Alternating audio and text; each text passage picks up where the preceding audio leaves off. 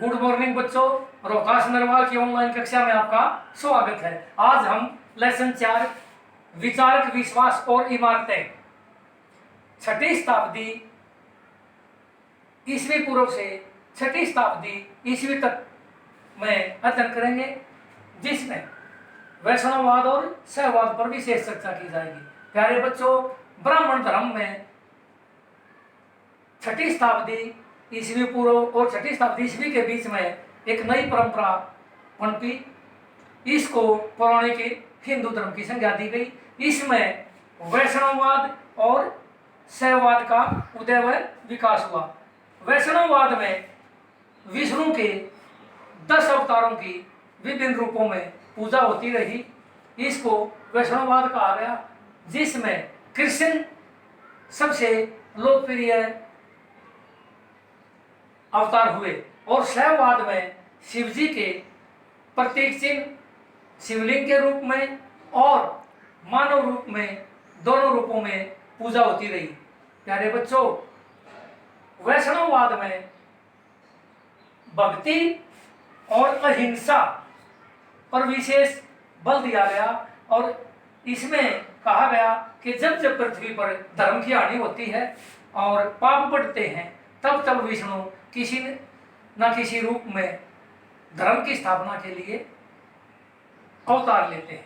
यदा यदा ही धर्मस्य ग्लानिर्भवति भारत अभ्युत्थानम धर्मस्य तदात्मानं सृजाम्यहम्। तो प्यारे बच्चों, विष्णु की विभिन्न रूपों में पूजा होती रही और स्थानीय ने जो अवतार हैं उनको, स्थानीय देवताओं को विष्णु का अवतार माना गया, जैसे उड़ीसा के जगन्नाथ को। इसी प्रकार देवगढ़ उत्तर प्रदेश में दशावतार मंदिर, जिसमें लक्ष्मी व विष्णु को शेषनाग पर दिखाया गया है। ये है वैष्णववाद और शैववाद में मूर्ति कला का विकास। अनेक मंदिर बनाए गए।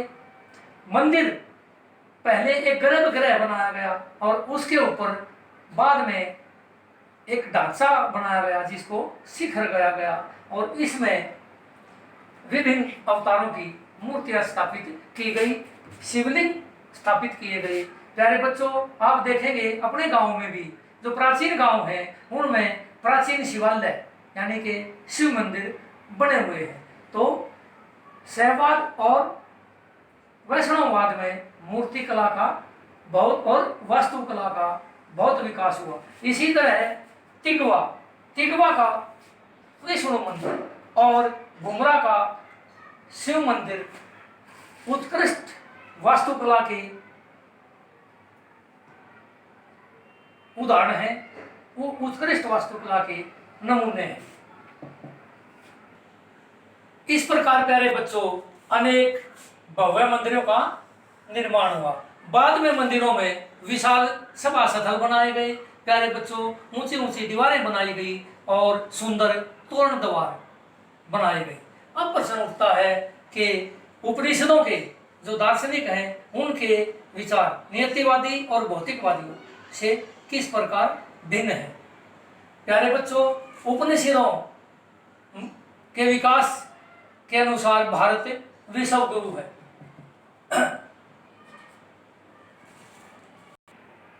इस काल में प्यारे बच्चों, आजीविका परंपरा और लोकायत परंपरा का विकास हुआ। आजीविका जो परंपरा है उसका अनुसरण करने वालों को नियतिवादी और लोकायत परंपरा का अनुसरण करने वालों को भौतिकवादी कहा गया। आजीविका परंपरा के जो अनुयायी हैं वो नियति में विश्वास रखते हैं कि हमारा भाग्य पहले से ही निर्धारित है, लेकिन भौतिकवादी ये मानते हैं कि मानव का शरीर 5 तत्वों से बना है और मृत्यु के बाद इसी में मिल जाएगा। नियतिवादी ये मानते हैं कि प्यारे बच्चों, इस काल में देवी की विभिन्न रूपों में आराधना हुई और सबसे लोकप्रिय कृष्ण और राधा की अनेक मूर्तियां बनाई गई और इनकी पूजा की गई।